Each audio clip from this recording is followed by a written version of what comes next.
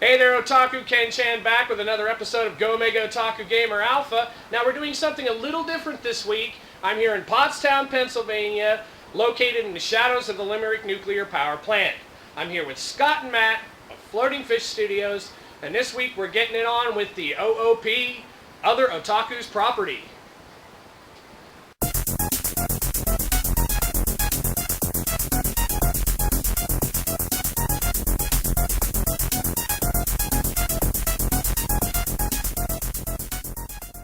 So, give me a brief history of Floating Fish Studios. You want to take that? Go ahead. Okay. Well, Floating Fish Studios, it originated, well, the beginnings of it go back to Shippensburg, and Horse and Buggy Highway Studios was really the first iteration of Floating Fish Studios.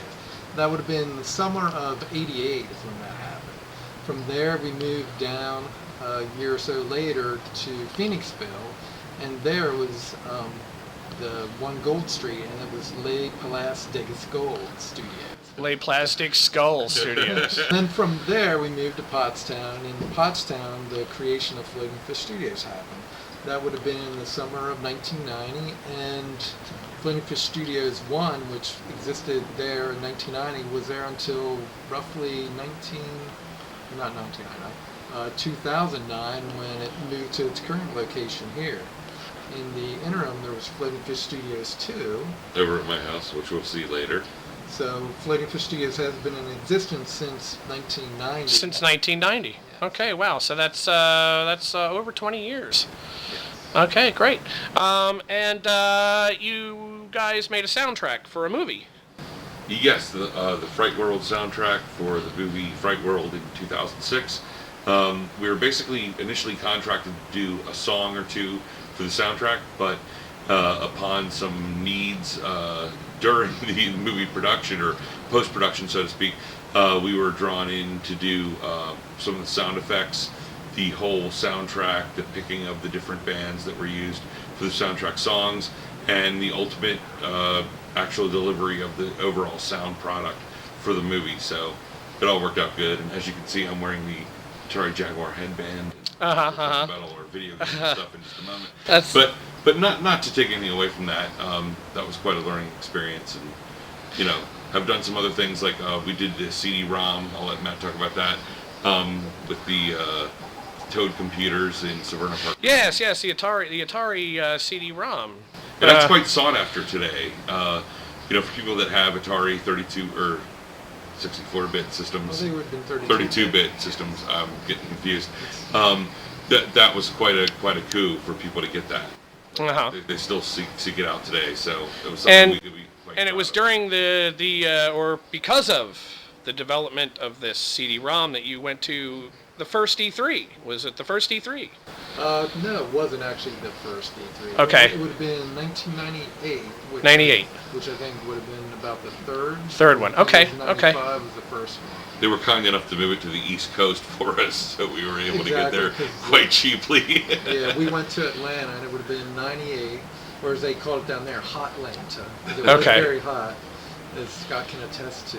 Yeah, we went to a Burger King or a Wendy's on the way back. I don't remember which one, but we were walking back, and the girl inside the restaurant said to us, "You guys are from up north, right?" And we said, "How'd you know?" And she said, "Because only guys from up north would wear all black in the middle of July or May." It was like May, and it was like it was the middle of summer. it was 110 degrees and we're walking back from the thing. Yeah. So, And of course, we it was chose quite the funny. walk to the convention center from our hotel the first day, and of course we were going there to impress. We had CDs. We were trying to get business and stuff, and so I had long pants on and a shirt. It's like bad news. By the time we got there, I was totally drenched in Scotland. Yeah, we were. I was Drenched as a- toast. Well, I'm sure that a lot of those guys that were there were probably drenched at that point. If Yeah. they're It was quite a sweaty affair. Yeah.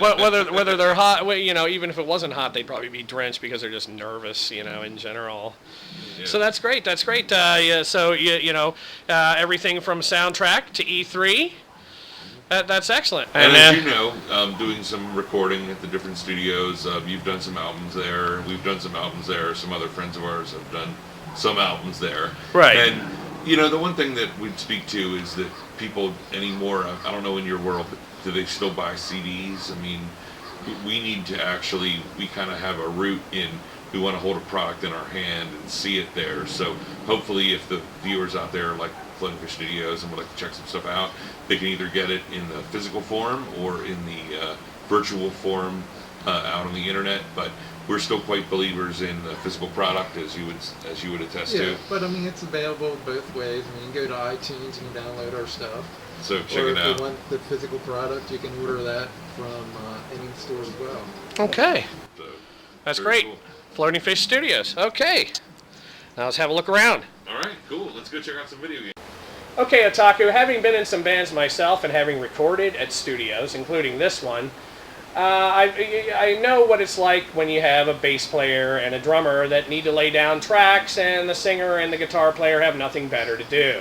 In this modern day and age of cell phones and tablets, and of course dedicated handhelds, there's always something to do to kill time. However, here at Floating Fish Studios, they have a lot of the original machines with the original games. So let's have a look around here at Floating Fish Studios 1. And here we're going to start out here. We have an Atari Falcon 030. And what are we playing on here, Matt? We have Llama Zap by Jeff Minter.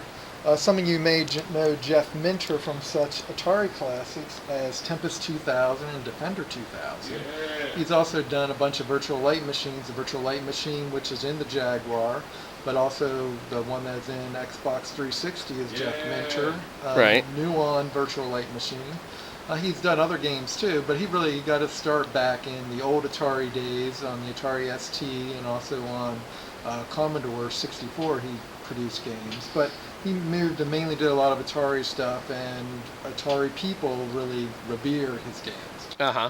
And this machine here, I noticed you have this is an Atari Jaguar controller that's connected to this, and this works with this game. Yes, the Atari computers also have the enhanced joypad ports on the side of it, and there were some games for the Atari Falcon 030 that took advantage of that joypad. And this happens to be one of them. There I am, Tam Troll, level 1. There it Haven't is. gotten very far, but Look, Yak is second. so we'll just show And Yak is isn't that what Jeff Minter calls himself? Or Yes, it is actually. Okay. And that is a wild-looking game. I'll tell you what. This is something I don't have. I've never actually seen this. This is a little bit of a Defender type of game. So you're moving along here. I already died going through there. But you're going to see some big camels here coming up, armor-plated camels. Armor-plated camels. There we go. There's an armor-plated He's camel. going to attack me. He's shooting at me. I don't like that. Get away from me. He killed me. Unbelievable. But anyway, so this Yeah. is, one of the, there weren't a whole lot of games that were created for the Falcon 030, because the Falcon was really meant as a computer. A lot of musicians used it. Uh-huh. Steinberg Cubase software, the very first audio version of the program, played on this computer. It was Cubase Audio Falcon. But in the beginning, Atari still had roots in video games, so there was still game development for the platform also. Okay. That is great. Let's take another look around here. Okay, what do we got going on here? All right, right now I have a videotape in, and this is all the demos of Atari Jaguar games at the time. I believe this was put out in 1994, and so they did a collection of all their games and all the commercials they had at the time. They put a videotape together and sent it out. I also have some videotapes of Atari at some E3 and then also at CES shows. Okay. Those upstairs. This is kind of fun. I mean, you get to see the highlights of all their games at the time. It's a fun watch. Okay, and over here we have, what's that? We have, what's that? Your Xbox down there. Yeah, down here I actually have on loan from Floating Fish Studios 2. We have a Scott McConnell Xbox. Okay, I can't really see that, but there's an Xbox down there, Otaku. Okay, and over here. Over here we actually have MC2P4 playing one of my two Atari Jaguar and Jaguar CD players. He's playing Battle Morph, which is a Jaguar CD game. Where you get points for killing trees. And of course, Battle Morph also has Skylar in it. Yes, yes. Skylar is everyone's favorite. And then under here is the Atari 2600. Again, a little dark down here, but there's an Atari 2600 down there. Yes. And then up here, I also have one of about 4 Lynxes I have. All my Lynxes are Lynx 2 models. Okay. I have about 4. I might even have 5 of those at this point. Also, That's a lot of links. Also, though it's not functional right now, I need to Ooh. weld something. This is actually Atari's Let's get a good close-up very on that. first handheld game. It's Touch Me. It's basically Simon. Okay. And I believe this was the very early 80s when this was put out. Boop. But it's quite cool. I got Yeah. it when I was a young lad, and I still have it. Yeah, don't let anything happen to that. That's I've never seen one of those. So that's a nice bit of history to have. Atari Touch Me. Great.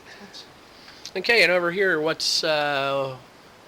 is? Moving over here is actually a Falcon MKX.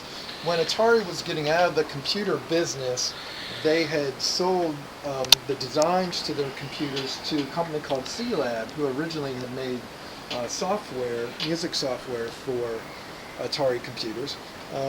But they put out their versions of Falcon computers, and this is one that they had made called the Falcon MKX. And the computer is all built into the keyboard, or? No, the computer is actually down here. This black box is the computer. Oh, But they okay. also had C-Lab Falcons, which looked just like the Atari Falcon 030 that we looked at earlier. It just had a different brand tag on it. Okay. But this was a nicer one. It has more ports on it. It has 1/4-inch audio outputs. This was more meant as a musician's type computer. Musician's computer. Okay. Okay, now we're getting into some really rare and hard to find machines here. This is, what is this, Matt? This is the Atari Stacy, located under the Atari banner. Yeah, it is an Atari banner. This was not necessarily a laptop. This is more considered a portable because they ended up taking out, though there is a battery compartment, they never fully implemented the batteries in it because they had a battery life of about 10 minutes and then it died. Ah, okay. So they, but it has all the functionality of an Atari computer, and you could carry it around. It is quite heavy, but you could carry it around. We actually used it for a lot of our live shows. It also has MIDI ports built into it. So MIDI ports. So we didn't And there's a use disk it. drive right there, I see. Yeah, it and works also like a and it has a champ. hard disk drive in it too. It never failed. And a hard disk live. drive, okay. It worked like a champ. And you can. It also has the connections. I can hook it up to a Atari color monitor too. I can play video games on it as well. I have done that in the past. But on its base, I mean, it's a monochrome portable computer. It's nice to have. Okay.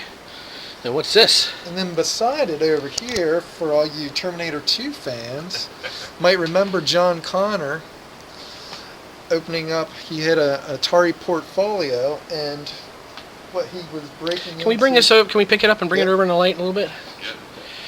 Let's take a look at that. Terminator 2.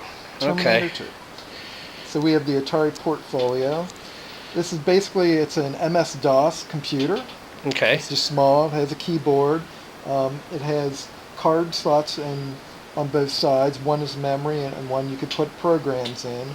And built into it, you basically just had your address book, calculator, diary, a basic an editor for like a Word type program. You could also have an Excel type Word worksheet program in here. But you could also play video games on here. Okay. And that's like a monochrome LCD screen. Yes. Correct. And what's the battery life on something like that? Battery life on this actually runs off of 3 AA batteries, and this Wow. can actually last a very long time. I've used it before, probably for a good hour and a half, 2 hours. Ride from here to Pittsburgh. Of doing just, a you few know, different straight things. doing stuff. And it is an actual 16-bit personal computer. Wow. Yeah, that would be something to find there. And also, what was nice about this too, I mean, since it was a computer, there were also peripherals which I have elsewhere in the house. But you could hook it up to modems. You could hook it up to printers. There were accessories to plug into it to allow you to do all. I'm noticing. I don't know if I can get this or not, but the keys are actually angled upwards a little bit. Yeah. They're, instead of being flat down like this, they're kind of like this. Yeah, and so that's what, when you can touch them, like you hear a little bit of click, and you get audio feedback too to make sure you've heard that you've actually wow. clicked the keys. Brilliant design. That's amazing. I'm really at a loss for words. This is actually down here is an Atari TT-030. Okay. This was manufactured before the Atari Falcon 030, and has a nice big monitor. Also has a color monitor beside it. This was used a lot to do desktop publishing. Right now I'm just booting it up. Calamus XL. Calamus XL, PageStream, TimeWorks Publisher ST were big programs that used on at the time. In our studio, we actually ran Cubase on it. We were using this at the end before we moved over to Mac. Even and from started. Studio 1 and 2. Yeah. Okay. Studio 1 and 2 is quite a stable machine, actually. Yeah, so it's one that there's Wow. a computer, a detachable keyboard, trackball. hooked Yeah, I up can to see it. that's like a tower, what they call like a wedding wedding cake. cake Okay, design. yeah. And you got the trackball there. That's great. Fantastic. What's this? That's a big hard drive. This is actually this is a 30 meg hard drive. 30 meg hard drive. So basically, it's the size of a 12-inch LP is how big the actual disc is in there. It's quite noisy, but it still works, which is That cool. is a 30 megabyte hard drive there, people.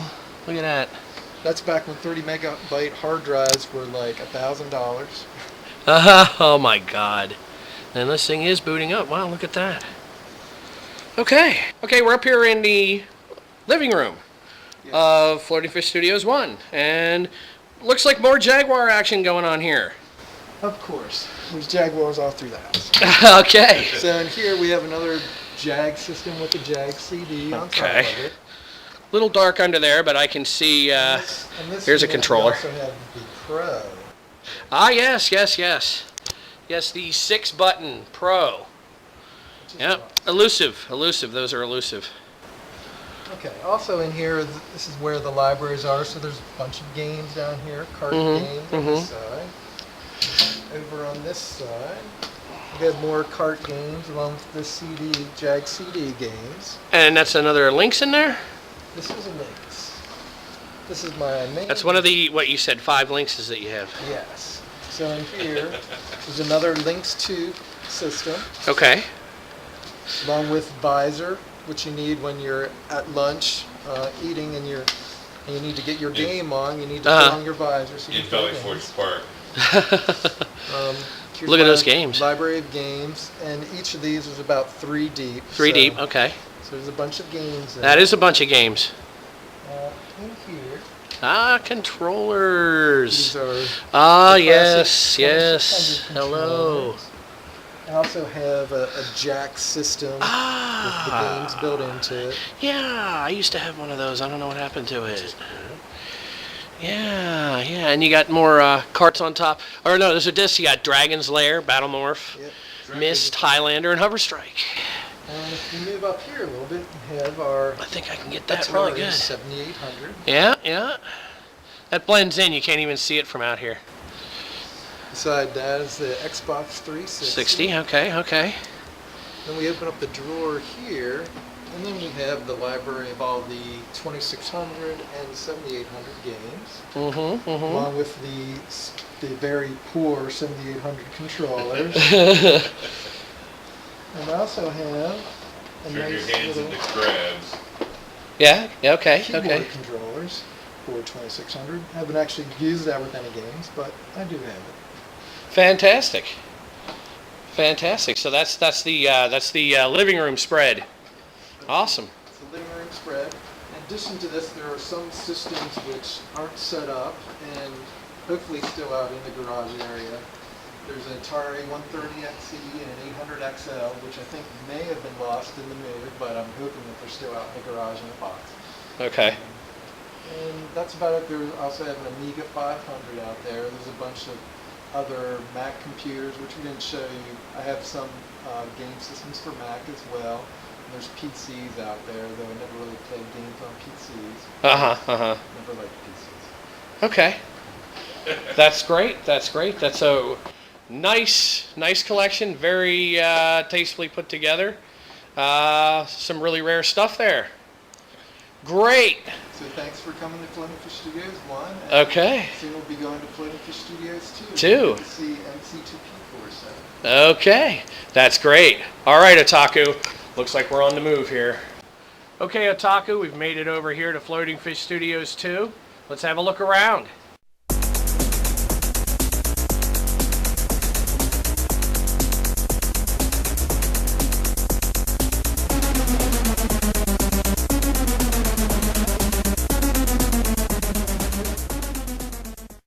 Okay, at Floating Fish Studios 2. And can you guys tell me what these discs on the wall are here? Well, they're basically from our partnership with Disc Makers Program.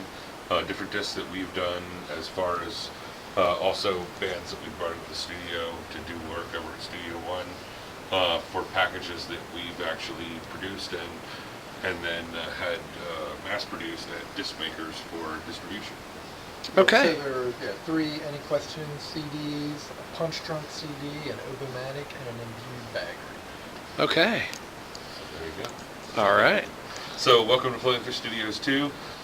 This is where some of the magic happens. Obviously, Studio 1 is more high production. This is more where some of the line production happens that we end up making into tunes later. Different projects going on. The basic MIDI studio into audio output here. Some new experiments trying to drive drum machines with audio product and audio output. Some theremin, optical theremin, and proximity theremin. Some lighting systems for things that are going on, and one of my personal pet projects that Ken Chan is the video toaster. Not only video toaster, but if you take a look at the actual screen over there right now, you'll see the drippings and things happening on there, like different takes going on. Let's see if I can get that.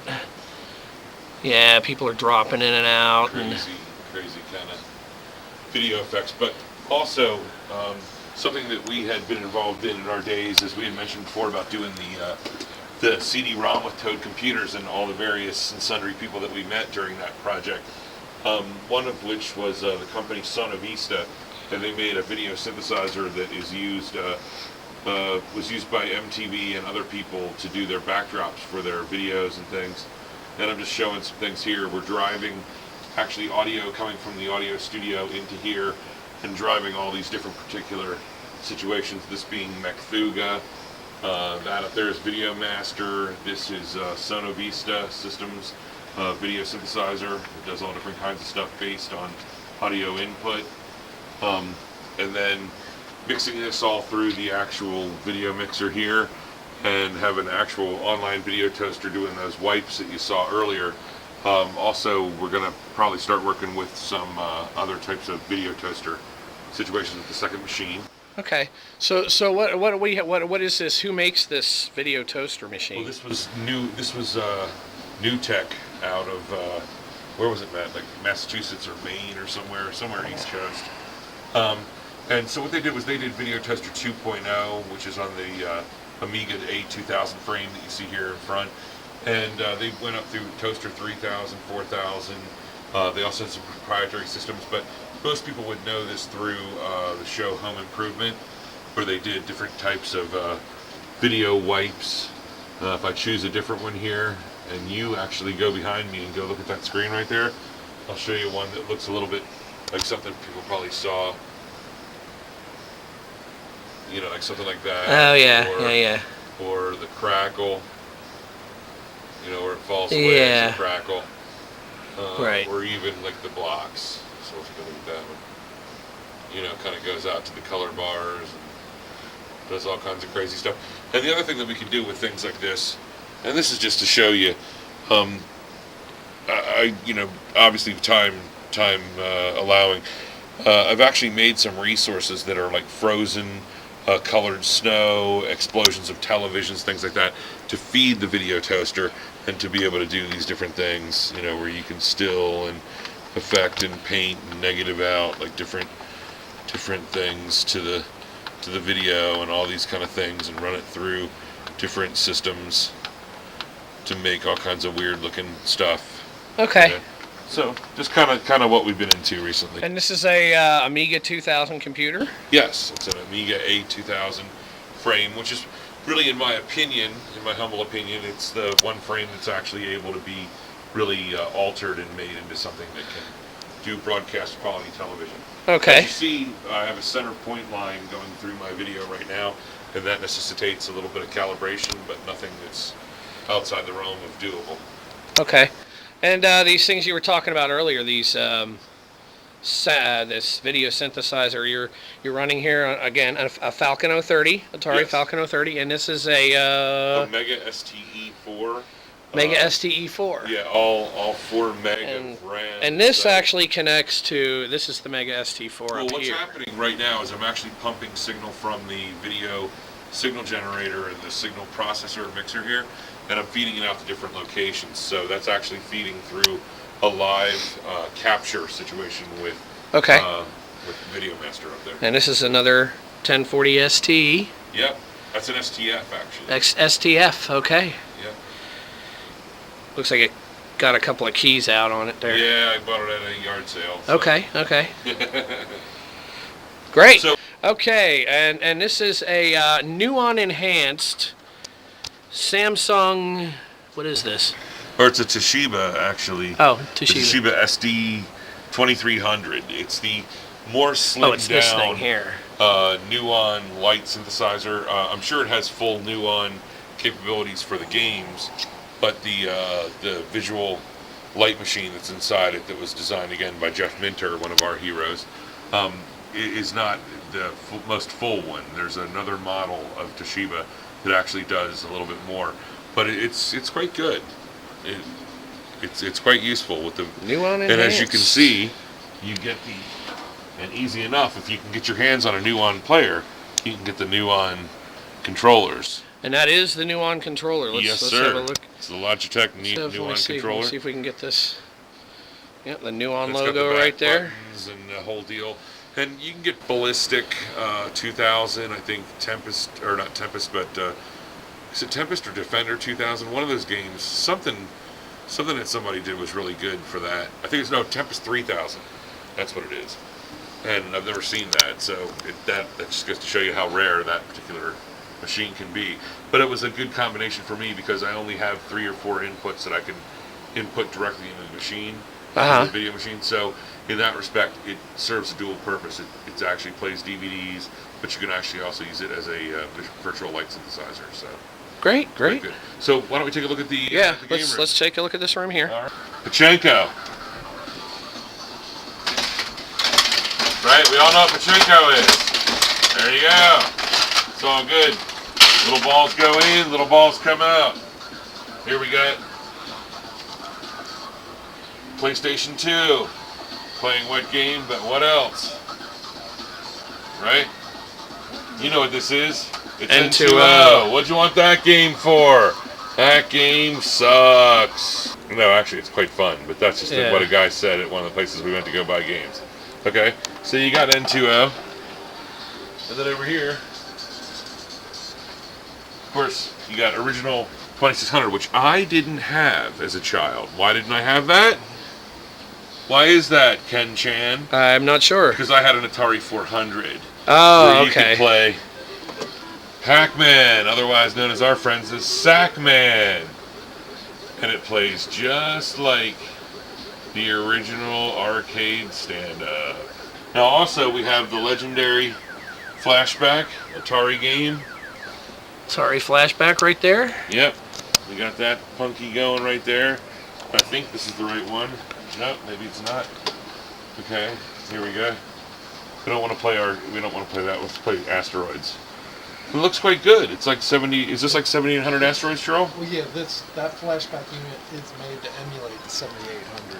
Okay. Oh, okay. So Yeah, it literally, that's 7800 asteroids. it looks pretty good. You know, it's right there on. And the cool thing about this little guy is that you can just play it anywhere. It's so tiny, you can literally take it anywhere that you've got RCA inputs on any TV, and there you go. You're rocking. Of course, we got air hockey. All right, Midway Treasures over here with the 2 wired connectors.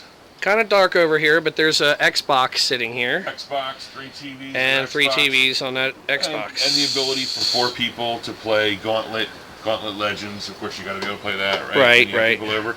Now, right here, there's always an ongoing project of something. Over here, we have foosball, right? Okay. You got to have your manual games because you there have could be a a- problem. I don't have not another another light light? here. Okay. I'm so sorry.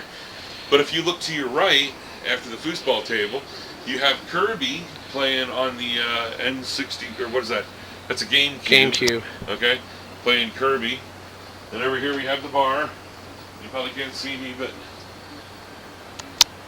And then you have all the handhelds. You have all the little joystick controlled games where you have like Wheel of Fortune, different stuff all in those games so that you can plug them right into the patch bay and go right in. So if you want to play a little Sackman, handheld Sackman, it's always good. Different stuff like that. Then over here we have the bar. Again, you have to have a very manual game. You have Rock'em Sock'em Robots, which everybody loves. When we have the big parties here, people come and play Rock'em Sock'em Robots. Over here again, a Jeff Minter game. We got Tempest 2000. And that's right? that's on the Jaguar. That's Jaguar. Right? And we'll follow over here. And a couple more things. We got the basketball going. And here we have a slot machine, irregular time, which gives you back your tokens when you're already paid up. And there's a video screen on this. Yeah, right here. It's actually Here's the little guy fishing. video screen. And it's bizarre. Some of the content, like this content right here. Now you tell me what's going on right here, okay? Does she look all? I'm, not meaning to cast any aspersions here. Doesn't she seem like she's a little old for him? Like, I kind of wonder what's going on here. He's, So I have it set right now for my mother-in-law so she can really have some fun with it. I have it set for kind of hard as far as the play right now. But, of course, don't let anybody kid you that they can't set the machine to give you back some certain set of medals or whatever is due you. We just want to replay there. So, you get the idea. And, Wow. of course, over here, just a couple of the things that I'm proud of.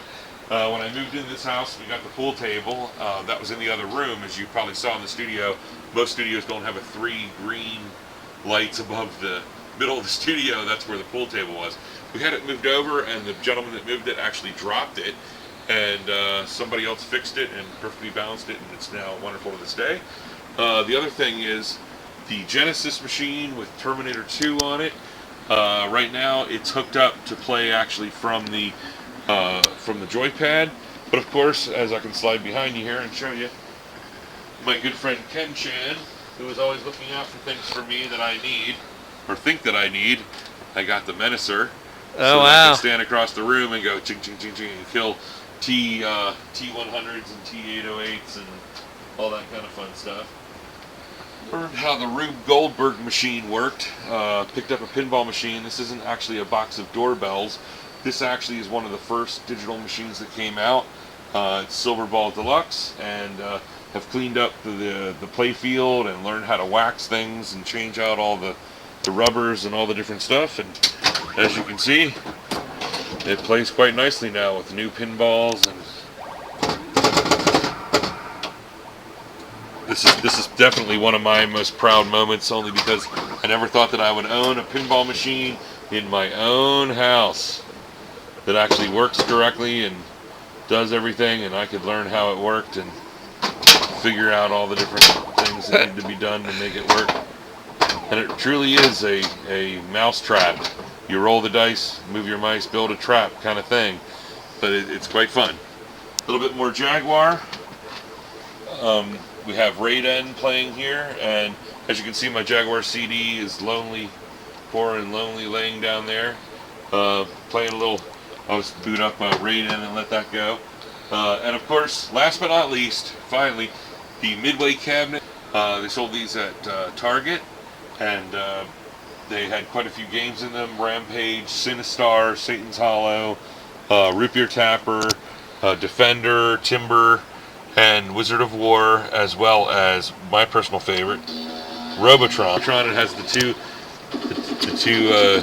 joysticks to play Robotron on, which is quite fun. So there you have it. There you have Floating Fish Studios 2 in a nutshell, in the game room, and a lot of fun here. So I hope sometime you can come and join us and have some fun. All right. Well, that's about it here at Floating Fish Studios. We've had a good time. I'd like to take this time to say thank you to Scott and Matt. Got them a little something here. These are picks of mine, favorites of mine. I recommend for Matt on the Xbox 360, Bayonetta and Wet. Personal favorites of mine. Thank you, Ken. And for Scott on the Wii, No More Heroes 2 and Red Steel 2. Thank you, Ken-chan. All right. Thank you. We'll see you next time.